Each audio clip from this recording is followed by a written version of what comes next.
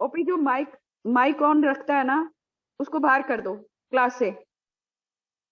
Number, उसका नाम note करो और बाहर करो।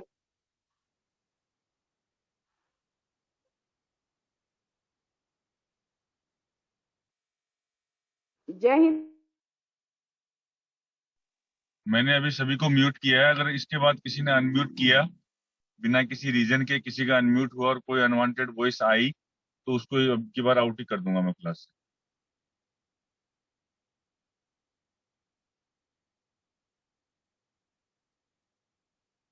ठीक है, ओके, अपन क्लास स्टार्ट करते हैं। अपना आज कल का एक क्वेश्चन था, उसी के ऊपर टॉपिक है कि मैच से पहले कैसे प्रिपरेशन होनी चाहिए और मैच के बाद क्या प्रिपरेशन होनी चाहिए। और एक अपना टॉपिक है डायरी मेंटेनिंग का, कि डायरी मेंटेनेंस का क्या फायदा है, डायरी का क्यों मेंटेन करते हैं, कैसे मेंटेन करें और इसके क्या बेनिफिट्स हैं अपने को।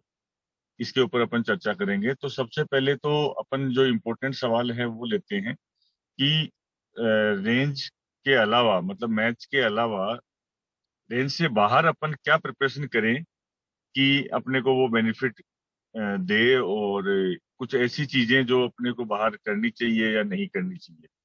तो बिफोर मैच जो प्रिपरेशन है उसके अंदर ध्यान देने वाली क्या चीजें हैं। मैच से कुछ दिन पहले, जैसे 10-15 दिन पहले से अपन स्टार्ट कर देते हैं कि कोई इंपॉर्टेंट मैच आने वाला है। तो सबसे बड़ी बात तो ये है कि 10-15 दिन पहले, मैच से पहले आपकी जो ट्रेनिंग चल रही है, मैं आज ट्रेनिंग के बारे में कोई बात नहीं करूंगा कि शूटिंग की ट्रेनिंग कैसे क्या चल रही है, उसके बारे में अपन बात कर चुके हैं कि प्रैक्टिस कैसे करनी चाहिए, वो सब ठीक है अपनी जगह। लेकिन शूटिंग के अलावा क्या चीजें हैं जिनके ऊपर ध्यान देना चाहिए। तो शूटिंग के अलावा ये है कि 10-15 दिन पहले से अपने को एक तो अपनी बॉडी के बारे में थोड़ा सा कॉन्शियस होना चाहिए कि फिजिकल का ध्यान रखें। फिजिकल इन द सेंस आप अपनी बॉडी का ध्यान रखें कि कोई ऐसा गलत चीज खाएं नहीं जिसकी वजह से बीमार हो, कोई गलत तरीके से ट्रेवल या एडवेंचर ना करें जिसकी वजह से कोई चोट लग जाए अपने को। कोई बाइक से स्टंट मार रहा है, कोई साइकिल से कुछ कर रहा है, या कोई ऐसी जगह घूमने फिरने चढ़ने गया कि कोई पहाड़ से फिसल के गिर गया, चोट लग गई, कुछ भी XYZ। कुछ ऐसा ना करें जिससे अपने को खतरा हो या अपनी बॉडी को कोई खतरा हो, या कोई ऐसी मसल पुल हो जाए जिसकी वजह से मैच खराब होने के चांसेस है। ये 10-15 दिन पहले से ही अपने को थोड़ा सा प्रिवेंशन रखते हुए चलना है। खाने का ध्यान रखना है कि खाने में ऐसी चीजें ना हो जिसकी वजह से कोई पेट खराब हो या फूड पॉइजनिंग हो जाए या कोई और दिक्कत हो जाए। तो इन चीजों का भी ध्यान रखना चाहिए। मैच से पहले क्या होता है कि नई नई जगह पे जाते हैं, जैसे कुछ लोग केरला गए हुए हैं, कुछ भोपाल आए हुए हैं। तो यहाँ पे क्या है कि नया नया फूड मिलता है, नई फूड की दुकानें हैं या रेस्टोरेंट है, या अलग एरिया का फूड है। एक दिल्ली से गया हुआ बंदा सोचता है केरला जा करके मैं तो यहाँ इडली डोसा बड़ा ही खा लूं। अब हो सकता है उसकी बॉडी को वो सूट नहीं कर रहा हो और वहां पे बीमार होके बैठ गया या पेट खराब हो गया। तो वो चीजें, अच्छी ट्रेनिंग है लेकिन उसके बाद भी उसको प्रॉब्लम हो गई है। तो वो चीज ना करें। कोशिश करें कि जैसा आपकी बॉडी ऑब्जर्व कर पाती है, एक्सेप्ट करती है, वैसा ही फूड लें, वैसा ही रहन सहन खाने पीने का, या ठंडा गर्म जो वेदर है उसका ध्यान रखें कि वहां गए हैं तो वहां वेदर का थोड़ा सा अलग वो है, माहौल है।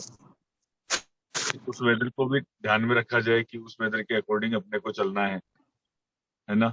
यहाँ मान लीजिए भोपाल का है तो भोपाल के वेदर को ध्यान में रखना है। पहले चलने से पहले क्या करना है, वेदर का देख करके चलना है। कि मान लो कोई दिल्ली से या राजस्थान से कहीं से आ रहा है, तो जिस स्टेट में जा रहा है या जिस कंट्री में जा रहा है, तो वहाँ का वेदर पहले स्टडी करें। आजकल नेट के ऊपर मोबाइल पे सब कुछ अवेलेबल होता है कि क्या वेदर है, बारिश आएगी या बादल रहेंगे या ठंड कितनी है, फॉग क्या है। हर चीज का पहले से 10-15 दिन पहले का वेदर ब्रॉडकास्ट पहले देख करके अपन अंदाजा लगा सकते हैं कि मुझे कैसे कपड़े लेके जाने चाहिए, क्या ओढ़ने का लेके जाना चाहिए, खाने में मुझे क्या लेके जाना चाहिए, पानी का थर्मस लेके जाना है कि नहीं, पानी गर्म करने के लिए केटल लेके जानी है कि नहीं, या छोटा मोटा जो ड्राई राशन है, मान लीजिए काजू बादाम या किशमिश या भुने हुए चने या गुड़ या कोई भी चीज जो आप, मतलब आपको इमरजेंसी के अंदर कुछ भी नहीं मिला या कुछ भी शूट नहीं हुआ आपके लायक खाने पीने में, तो आपको एनर्जी के लिए कुछ तो खाना पड़ेगा। तो उसके लिए कुछ एक स्टॉक आपके पास ड्राई राशन का रहे जो आप खा सकें, ताकि भूख लगती है तो क्या होता है, भूख खाना नहीं देखती है, फिर आदमी क्या करता है बाद में कॉम्प्रोमाइज करता है, उल्टा सीधा जो मिल रहा है वो खा लिया। तो ऐसा ना हो उसके लिए ये सब चीजें लेकर के चलें साथ में, कि ये सब चीजें अपने पास में हो ताकि अपन कुछ गलत ना खाएं। तो एक तो ये चीज हो गई खाने के रिगार्डिंग, वेदर के रिगार्डिंग। हम लोग जब बाहर दूसरी कंट्रीज में जाते थे तो वहां का भी पहले वेदर स्टडी करते थे। एक दो बार शुरू शुरू में हुआ जब जूनियर्स में हम लोग बाहर गए हैं, तो उस टाइम पे ये चीजें ध्यान में नहीं देते थे। 2005-6 के अंदर यहाँ मई जून में जा रहे हैं और उस कंट्री में जा रहे हैं, वहां बर्फ पड़ रही है, अब कपड़े नहीं लेके गए, बाहर एयरपोर्ट से बाहर निकलते ही कुल्फी जमनी शुरू हो जाती है कि ये क्या हो गया, हमारे साथ किसी ने बताया नहीं। तो क्या होता है, बताएगा आपको कोई नहीं, आपको खुद ही अपना दिमाग यूज करना पड़ेगा कि किस कंट्री में जा रहे हैं, किस स्टेट में जा रहे हैं, तो वहाँ का जैसा वेदर है उसके अकॉर्डिंग आपको कपड़े वगैरह लेके जाएं, खाने पीने की चीज भी उसके अकॉर्डिंग लेके जाएं कि थोड़ा सा अगर ठंडी जगह में जा रहे हैं तो कुछ ड्राई फ्रूट ऐसे लेके जाएं, जैसे अखरोट हो गया, बादाम हो गया, अंजीर हो गया या खजूर हो गया, ताकि जो बॉडी को थोड़ा सा हीट दे पाए या ज्यादा एनर्जी दें, ताकि आप ठंडी के अंदर सरवाइव कर सकें। ठीक है, अब ठंडी जगह है, वहां पे आप ज्यादा फ्रूट तो नहीं खा सकते, और ठंड लगेगी बॉडी को, तो बॉडी का टेम्परेचर और गिरता है फ्रूट्स खाने से। तो वो चीजें ध्यान में रखने वाली हैं कि उन चीजों को मद्दे नजर रखते हुए आप लोग ऐसा राशन लेके जाएं जो आप वहां पे खा सकें। कपड़ों का ध्यान रखें कि वेदर के अकॉर्डिंग कपड़े हों। उसके बाद में अपनी सेफ्टी का ध्यान रखें कि खुद की सेफ्टी रखनी है हमने। अभी जैसे मान लो कोई किसी कंपटीशन जोन में, वेन्यू में, किसी स्टेट में आया हुआ है और वहां पे कोई कॉम्प्रोमाइज करता है कि मैं तो 20-50 रुपए सस्ता पड़ रहा है, लेकिन मैं बाइक पे, ओला बाइक हो रही है आजकल की, मैं बाइक पे रेंज पे चला जाता हूँ अपने होटल से। अब बाइक वाला मान लीजिए कोई अनट्रेन्ड आदमी है, उसने आपको गिरा दिया या कोई चोट लग गई, कुछ हो गया, तो आपका जो 150 रुपए की कंजूसी थी उसकी वजह से आपने अपना मतलब पूरे साल का जो मेहनत थी, कैरियर था, उसको दांव पे लगा दिया। तो इस चीज का खास ध्यान रखें कि ऐसी चीज ना करें आप। क्योंकि बाइक वाइक के ऊपर तो मैं तो ये बोलूंगा कि कंपटीशन से 10-15 दिन पहले बैठना ही अवॉइड करें, क्योंकि सबसे ज्यादा कोई भी एक्सीडेंट होता है तो बाइक पे डायरेक्ट हिट होने के चांसेस आपको होते हैं, आदमी को, चलाने वाले को या पीछे बैठने वाले को भी ज्यादा चोट लगती है। गाड़ी में या ऑटो में फिर भी थोड़ा बच जाता है, बाइक पे ज्यादा चांसेस होते हैं कि चोट लगे। बाइक को अवॉइड करें। और फिजिकल सेफ्टी हो गया, खाने पीने का हो गया, वेदर का, कपड़े का हो गया। इसके बाद में आपकी क्या स्ट्रेटजी होनी चाहिए मैच को लेकर के। मान लीजिए शूटिंग की आपकी ट्रेनिंग अच्छी है, प्रैक्टिस सब कुछ हो गया, बढ़िया हो गया। अब आपका नेक्स्ट काम क्या बचता है? नेक्स्ट काम आपका ये बचता है कि आप किस रेंज में जा रहे हैं। अगर वो रेंज आपकी पहले देखी हुई है तो कोशिश करें कि उस रेंज के अकॉर्डिंग आप अपनी रेंज के ऊपर प्रैक्टिस करें। मान लीजिए कि आप केरला की रेंज पे जा रहे हैं या अहमदाबाद की रेंज पे जा रहे हैं, तो अहमदाबाद की रेंज के ऊपर जो, जहाँ पे शूटर खड़ा होता है, वो एरिया नॉर्मल रेंजों से थोड़ा सा ऊपर है। मतलब 70 सेंटीमीटर से 1 मीटर तक ये हो सकता है, ये टेबल का हाइट जहां शूटर खड़ा होता है, एक पिस्टल शूटर के लिए मैं बात कर रहा हूँ, है ना। अब क्या है कि नॉर्मली सब जगह की अपने को 70-75 तक मिलती है, लेकिन वहां पे 90 या 95 है।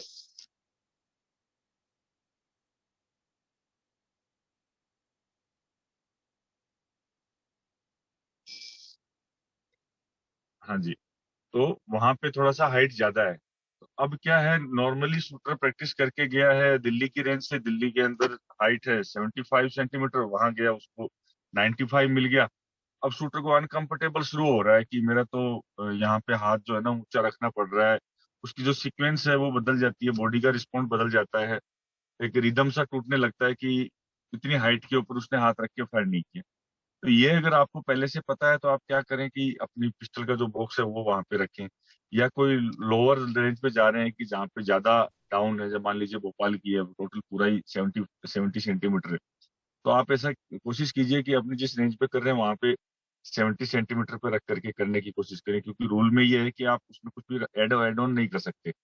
70 to 100 सेंटीमीटर तक का आपका टेबल हाइट हो सकता है, लेकिन उसमें आप एड ऑन नहीं कर सकते, कम या ज्यादा कर नहीं सकते, जितना है उसी में आपको मैच करना पड़ेगा। तो मैच करना पड़ेगा तो आप उसकी थोड़ी सी प्रैक्टिस करें, ताकि मैच वाले दिन आपको कुछ अनकंफर्टेबल या एबनॉर्मल ना लगे, कुछ डिफरेंट ना लगे। तो ये चीज आपको अगर पहले से इंफॉर्मेशन है कि किस रेंज पे जा रहे हैं, उसकी क्या मेजरमेंट है, क्या लाइटिंग है, कैसा उसका बैकग्राउंड है, तो कोशिश करें वैसा ट्रेन करने का। उसके बाद क्या चीजें आ जाती हैं कि मैच से 10-15 दिन पहले आपकी एक स्ट्रेटजी बन जानी चाहिए कि मुझे ये मैच कैसे खेलना है। अभी इससे ये एक नया टॉपिक होगा आप सभी के लिए कि मान लीजिए नॉर्मली मैच तो सभी करते हैं, सभी सात गोली चलाते हैं, मैच पूरा खत्म करके आगे। लेकिन एक स्ट्रेटजी होनी चाहिए, एक अपने लिए एक चेक पॉइंट होना चाहिए कि मुझे ये वाला मैच जो है ना मैक्सिमम ट्रिगरिंग के ऊपर करना है, मैक्सिमम साइट के ऊपर करना है, या मैक्सिमम टाइमिंग के ऊपर करना है। तो अपने को चेक करने के लिए या इम्प्रूवमेंट करने के लिए आपको किसी एक चीज को दाव पे लगाना पड़ेगा, या किसी एक चीज को चेक करना पड़ेगा कि मेरे को इस मैच में सिर्फ ये करना है, चाहे स्कोर आए चाहे नहीं है। तो इससे क्या होगा, एक तो आपकी वो चीज चेक हो जाएगी। मान लीजिए आपने ट्रिगरिंग का लिया कि मुझे इस मैच में सिर्फ ट्रिगरिंग कंटिन्यू करनी है, जैसे मेरा ट्रिगर का टाइम है कि स्टार्ट से मेरा हाथ उठाने से लेकर के, और मेरा 14 सेकंड का सीक्वेंस है, तो मुझे 14 सेकंड में ही फायर करना है, कोशिश ये करनी है। और ट्रिगर कंटिन्यू रखना है, मैं एक भी शॉट के अंदर ट्रिगर को ब्रेक नहीं दूंगा बीच में, चाहे शॉट कहीं भी लगे। तो आपने इस चीज को चेक किया, मान लीजिए अच्छा हुआ या मान लीजिए अच्छा नहीं हुआ, तो एटलीस्ट आपको ये तो पता चला ना कि मेरे को ट्रिगर मेरा ठीक नहीं चला पा रहा हूँ जैसा मैं चलाता हूँ, तो मुझे ट्रिगर पे और ट्रेनिंग की जरूरत है। तो ऐसी चीजें आपको लेकर के मैच से पहले चलनी चाहिए कि मेरे को इस मैच में ये चीज ट्राई करूंगा, इस मैच में ये चीज ट्राई करूंगा। इससे क्या होगा, एक आपका जो ओवरऑल मैच का जो स्कोर का प्रेशर है वो भी डाइवर्ट हो जाएगा, क्योंकि आपने एक चीज, एक काम, एक टास्क करने का सोच लिया, आपने स्कोर का नहीं सोचा है। मोस्टली गलती कहाँ करते हैं, गलती ये करते हैं कि आप सिर्फ स्कोर मारने के लिए जाते हैं मैच में, कि मुझे तो बस मैच में स्कोर मार के आना है, इसके अलावा कोई टारगेट नहीं होता है, कोई स्ट्रेटजी नहीं होती है। तो स्कोर का कोई टारगेट या स्ट्रेटजी अपनी नहीं होनी चाहिए कि स्कोर मार के आना है। स्कोर तो बाई प्रोडक्ट है, आप अपनी सीक्वेंस ठीक से फॉलो करेंगे तो स्कोर तो आ ही जाएगा, स्कोर को कौन रोकने वाला है। लेकिन गलती ये नहीं करनी है कि आप स्कोर के लिए जाएं, स्कोर आ जाएगा अपने आप, अगर आपने सही सीखा है और आप सही फॉलो कर रहे हो उस चीज को तो स्कोर आएगा। लेकिन आपने क्या करना है, एक एक चीजों को परफेक्ट करते जाना है, एक एक चीजों को ट्रेन करते जाएंगे, एक एक चीजें परफेक्ट करते जाएंगे, तो आप परफेक्ट बनते जाएंगे, बेटर बनते जाएंगे, और रिजल्ट बेटर होता जाएगा। तो एक ऐसी चीजों को चेक करना है आपने कि भाई मेरे को ये चीज इस मैच में करनी है, तो ये आपको 10-15 दिन पहले से ही आपकी डिसाइड हो जानी चाहिए कि मेरे को इस मैच में क्या करना है। उसके बाद में अ, और 2-3 चीजों के ऊपर ध्यान देने वाली चीजें हैं कि मैच के जस्ट बिफोर, मतलब आउटसाइड द रेंज आप क्या करें। एक ट्रेनिंग पैटर्न में एक चेंज करना चाहिए। क्या होता है कि जब मीठा खाने का कंपटीशन होता है, कि किसी मान लीजिए 10 दिन बाद में मीठा खाने का कंपटीशन है ना, तो क्या मीठा खा खा के प्रैक्टिस की जा सकती है? कोई भी एक आदमी मेरे को जवाब दीजिए इस चीज का। अगर मीठा खाने नहीं साहब। नहीं सर। नहीं हो सकता ना। नहीं साहब। ओके, तो क्या उसके लिए क्या करना पड़ता है कि 10-15 दिन पहले मीठा छोड़ना पड़ता है अपने को, है ना, यस सर। कि उस दिन क्या मीठा ज्यादा खा पाए। तो अपन गलती कहाँ करते हैं कि शूटर मैच से पहले भी क्या करता है, खूब दबा के शॉट फायर करता है, खूब 10 मारने की कोशिश करता है, खूब मैचेस करता है। और जिस दिन पीईटी मिलती है, मान लो 20 20 मिनट या 40 मिनट पीईटी मिल रही है, उसमें दबा के कोशिश करता है 100 गोली चला दूं। भाई उस दिन आप 100 चलाओ चाहे 200 चला लो, उस दिन की गोली चलाई हुई काम नहीं आएगी। जो ओवरऑल आपने ट्रेनिंग पहले की है वो इंपॉर्टेंट है, वो काम आएगी।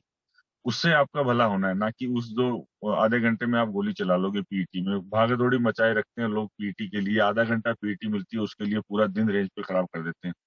कई लोग कोशिश भी करते हैं मैं दूसरा कंपटीटर कार्ड लिया हूँ, एक बार और लगा दूं फिर से कर लूं।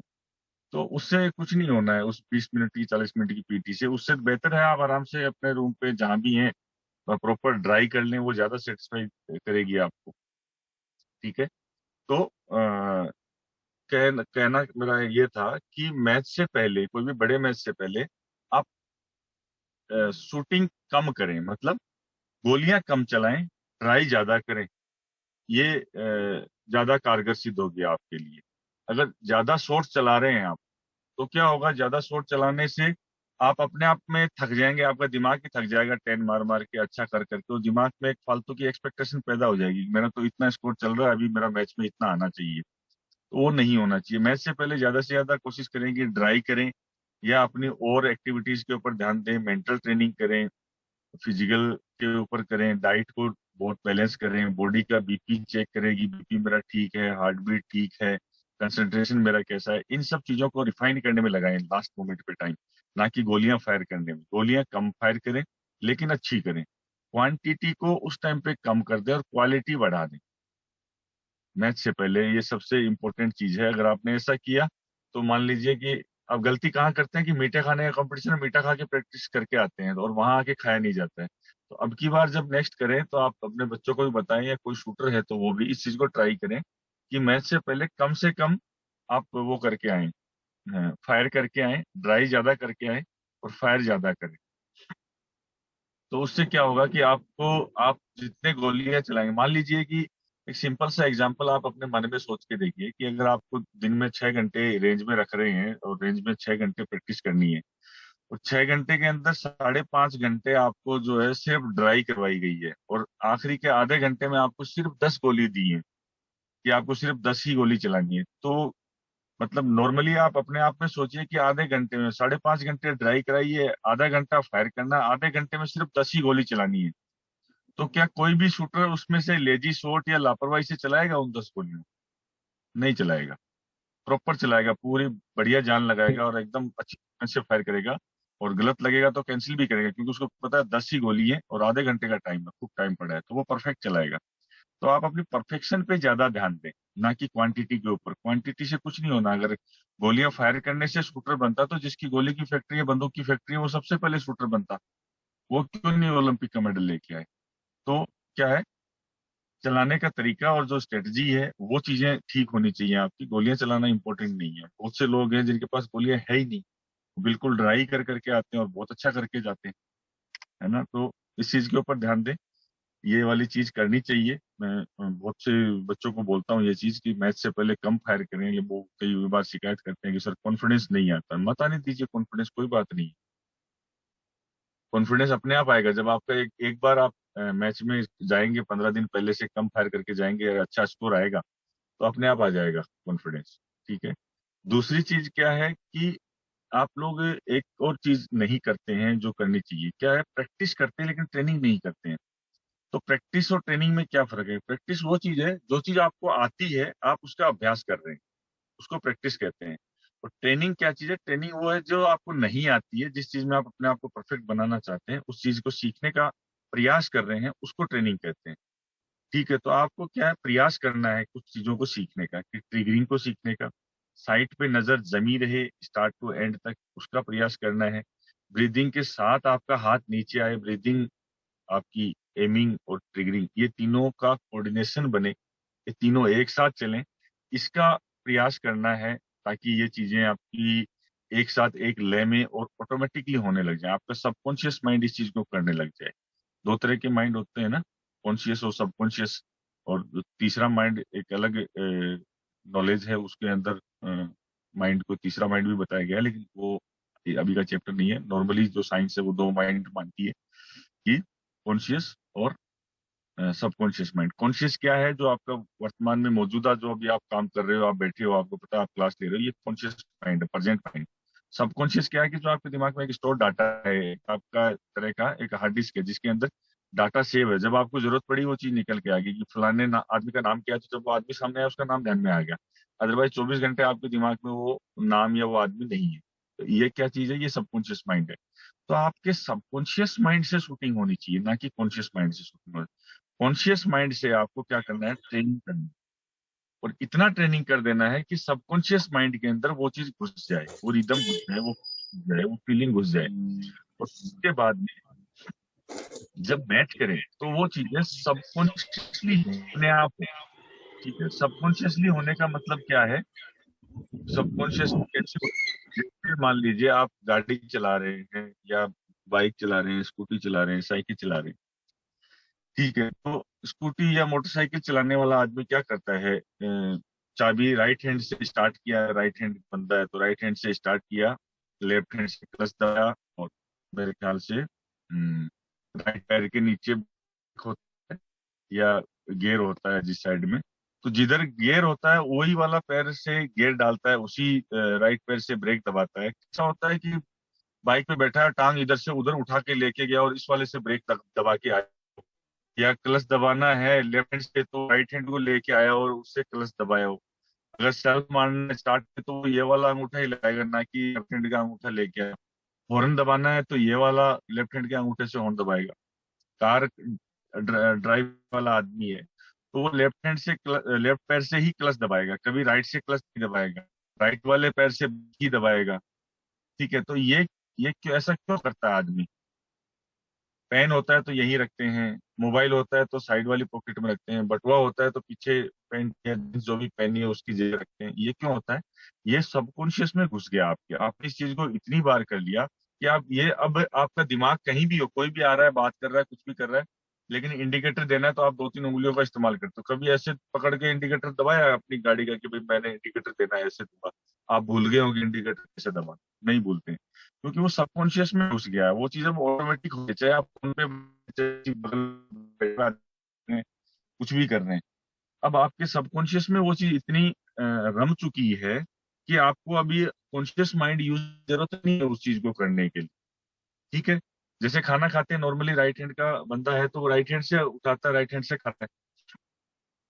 ठीक है, तो वो राइट से ही क्यों खाया उसने? उसने तो याद ही नहीं किया, क्योंकि उसको आदत पड़ गई राइट से खाने की। तो वैसे ही आपको आदत पड़ जानी चाहिए उसी तरीके से ट्रिगर दबाने की, वैसे ही साइट देखने की, और वैसे ही ग्रिप करने की, वैसे ही साथ में ब्रीदिंग को पैटर्न को लेके आने की। ये सारी आदत होगी, शूटिंग मुश्किल लग रही है, वो आपको आसान लगनी शुरू हो जाएगी। शूटिंग इतनी मुश्किल है नहीं जितनी आपने बना रखी है। वो इसलिए मुश्किल है क्योंकि आपका ट्रेनिंग ठीक नहीं है। अगर आपने सही तरीके से ट्रेनिंग किया और सही इसको चीज को समझा तो आपके लिए बहुत आसान हो जाएगी। शूटिंग से आसान तो कोई गेम ही नहीं है। सोचिए, फुटबॉल में, क्रिकेट में, दूसरे गेमों के अंदर आपको कोई नहीं पता कैसे पास आएगा, कैसी बॉल फेंकेगा, कैसा कौन बॉलर होगा, कौन बैट्समैन होगा, कोई आइडिया नहीं है। यहाँ तो सब पता है अपने को कि कौन सी बंदूक है, कौन सी गोली है, क्या रेंज है, कितना डिस्टेंस है, कितना बड़ा टारगेट है। उसके बाद भी इतना क्रिटिकल बना रखा है। और जिस भी का ये फंडा क्लियर हो गया, जिस आदमी को इस चीज की टेंशन नहीं है, वो बढ़िया शूटिंग कर रहे हैं। उन्होंने शूटिंग को बड़ा पॉजिटिवली लिया है, उनको लगा कि बड़ा इजी गेम है, ये तो सबसे आसान गेम ही यही है, कोई डिस्टर्ब करने वाला नहीं है, कोई आपको टच नहीं कर सकता।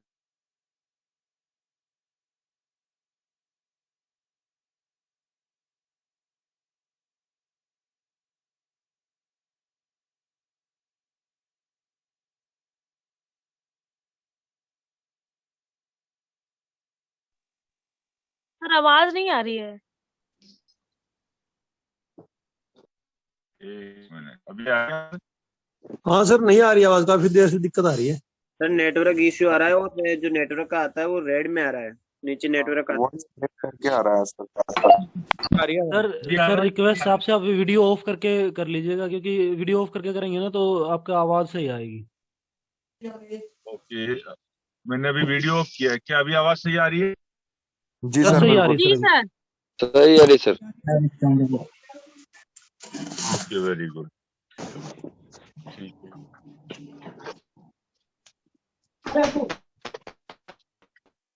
तो कहा था मैं? सर कॉन्सियस पे।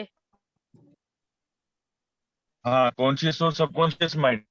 तो क्या यस है, सर। जो चीजें सबकॉन्शियसली होनी चाहिए और सबकॉन्शियसली जो चीजें अच्छी हो सकती हैं, तो उनको हम चेस्ट क्यों करें भाई? तो इसलिए इस चीज की अपने को एडवांटेज ले चाहिए कि हमें सबकॉन्शियसली इस चीज को करें। तो क्या करना है कि इस चीज को इतनी प्रैक्टिस करनी है, इस चीज की, और राइट वे में प्रैक्टिस करनी है कि वो चीज इतनी आसान, जो आसान चीज है उसको मुश्किल बना रखा है, तो अपने को उसको आसान मोड पे ही करना है। तो इसकी राइट वे में प्रैक्टिस होनी चाहिए ताकि ये आसान भी हो जाए अपने लिए और रिजल्ट भी अच्छा आए और मुश्किल ना लगे, ज्यादा एफर्ट ना लगे। देखो, 10 तो दोनों शूटर मारते हैं, एक मुश्किल तरीके से 10 मार रहा है, एक आसान तरीके से मार रहा है। तो क्यों ना अपन आसान तरीके वाला 10 मारे? जब कोई चीज आसानी से हो सकती है, कम एनर्जी में हो सकती है, तो ज्यादा एनर्जी क्यों लगाएं उसमें? तो इसका सिंपल सा समाधान ये है कि सबकॉन्शियसली करने की कोशिश करें, है ना? अभी आवाज आ रही है मेरी ठीक से आप लोगों को? सर आ रही है यस सर। सर। जी सर जी। आ रही सर, आ रही। ठीक है, वेरी गुड, वेरी।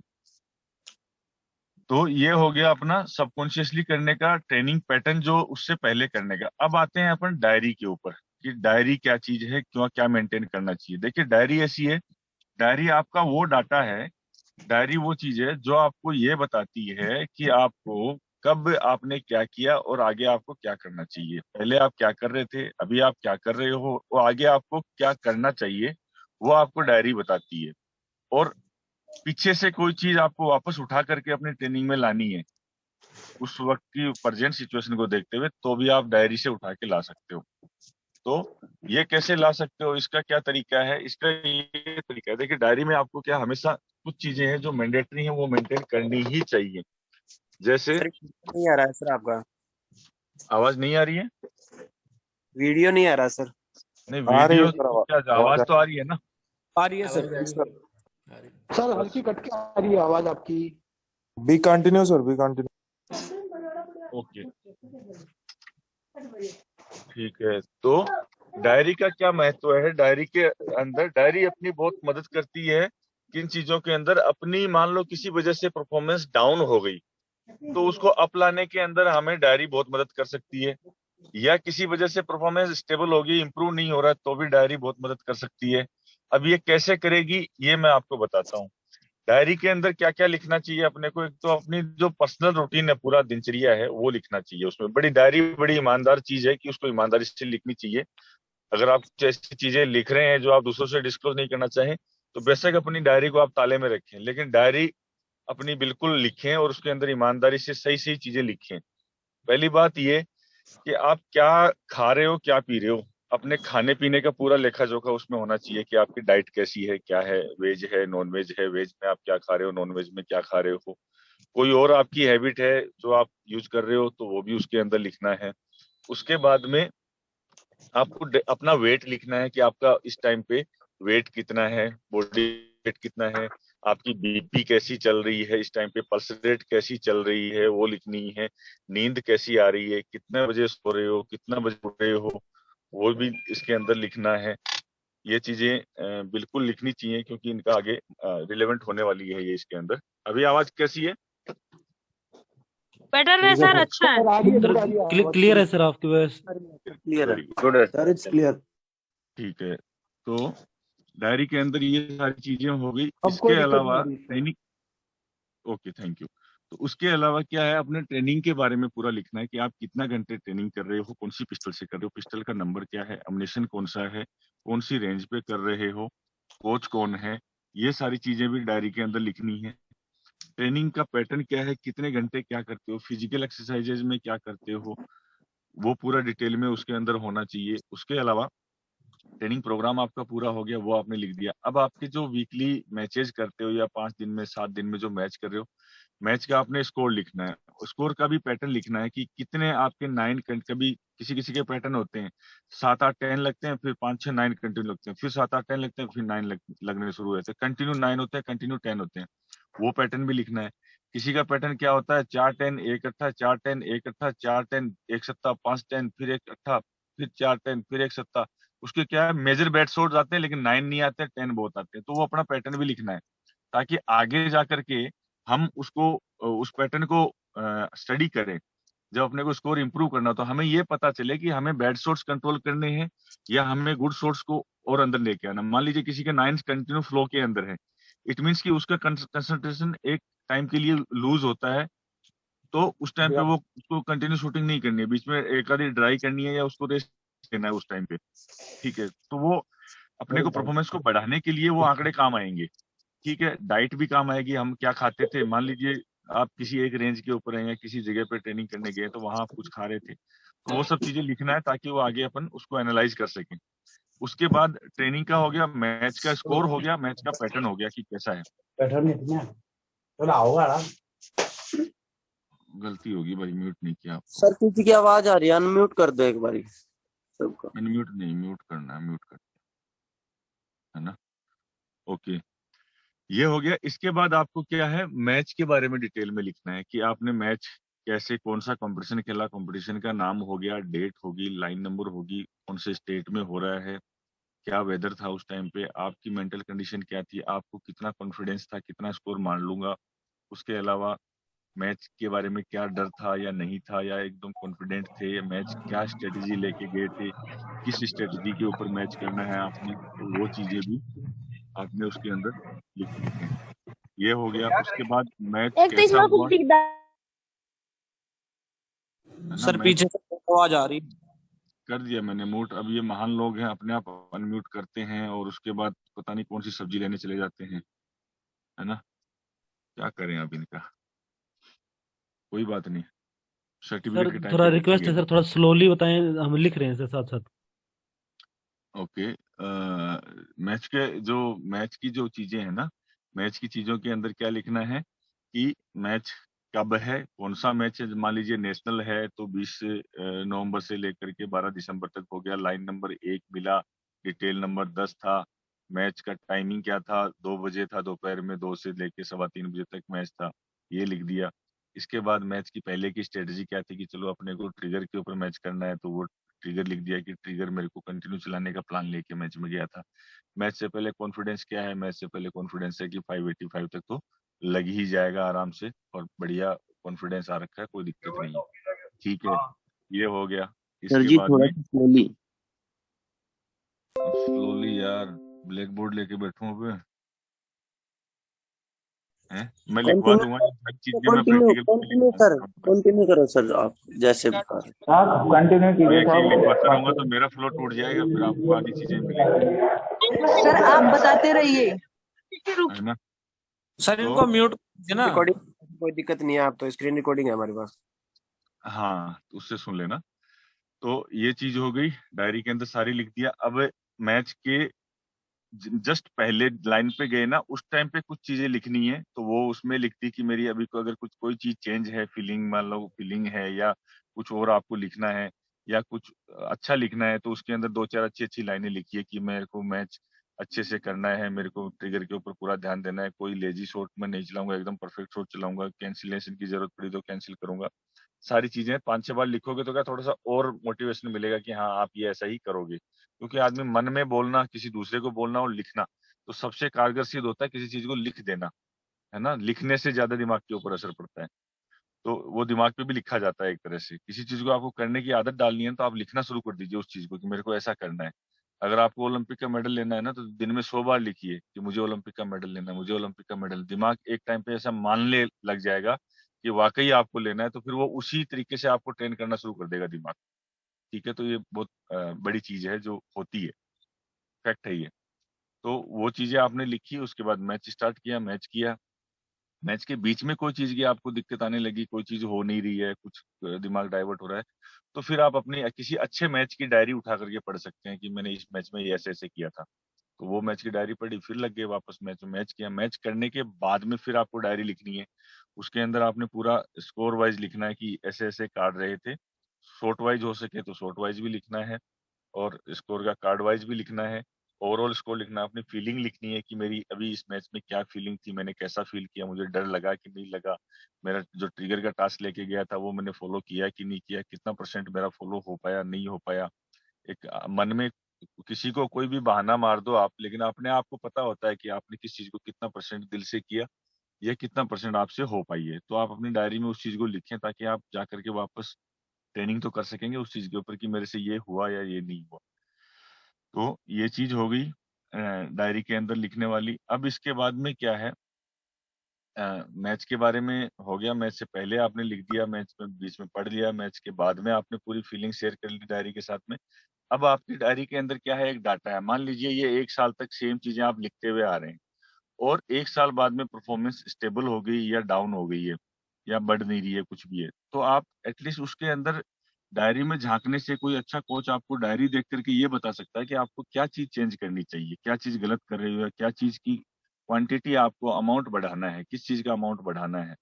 तो वो बहुत हेल्प करती है। मान लीजिए आप एक सिंपल सी चीज है, आपने अपनी बॉडी की जो चीजें हैं वो लिख रखी है। एक राइफल शूटर है, उसने बॉडी वेट लिख रखा है कि अभी उसका वेट 80 केजी है, लेकिन 1 साल बाद में परफॉर्मेंस डाउन होनी शुरू होगी।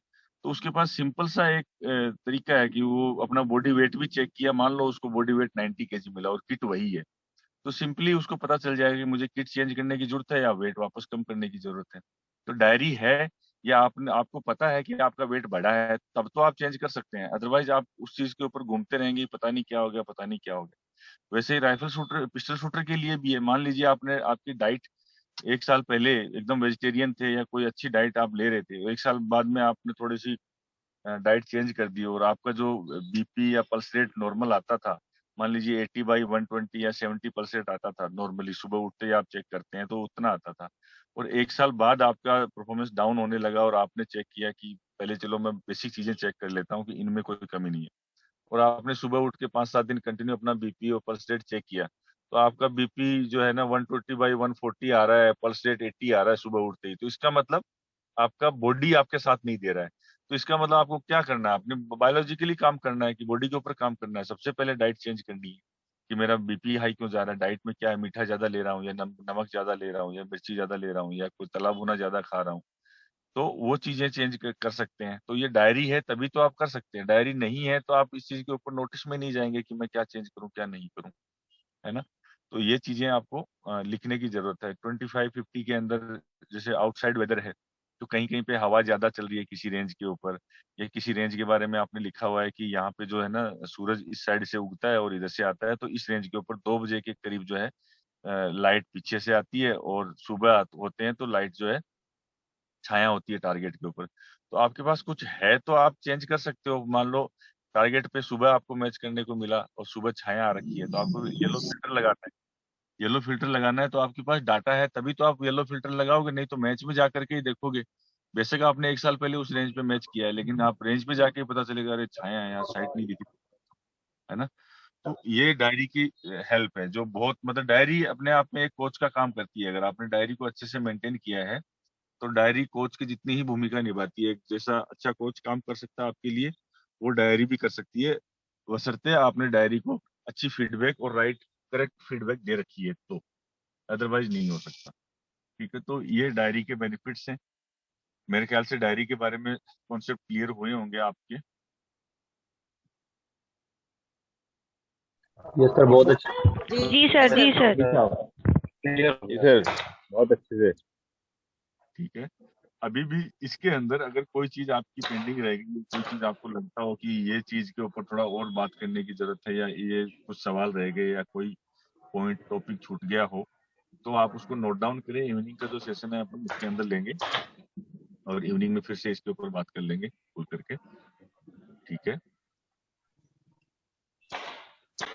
Okay sir. Thank you sir, diary के बारे में आपने शानदार तरीके से। Thank you sir, thank you so much. Thank you sir, बहुत सर अच्छा। डायरी को सर वापस थैंक यू हमें सर। वैल्यू बता थैंक यू सर। चलिए चलिए, थैंक यू वेरी मच। आप लोग नेक्स्ट क्लास में diary thank you sir. Sir